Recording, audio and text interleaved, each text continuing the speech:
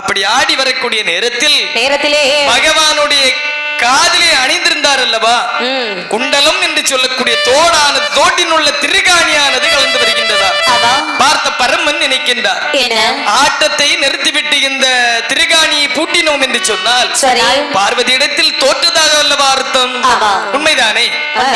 ஆகையால் ஆடிக்கொண்டே ஒரு காலின் பெருவிரலை கீழுந்தி மறுகாலில் பெருவிரலை எடுத்து அந்த திருகாணியை பூட்டிக் கொண்டிருக்கின்றார். திருக்காணியை சரி செய்யக்கூடிய தருணத்திலே பார்த்தாள் அம்மையுமே பார்வதி நினைக்கின்றாள், சிவபெருமான திருநடனம் தானே ஆட சொன்னோம்.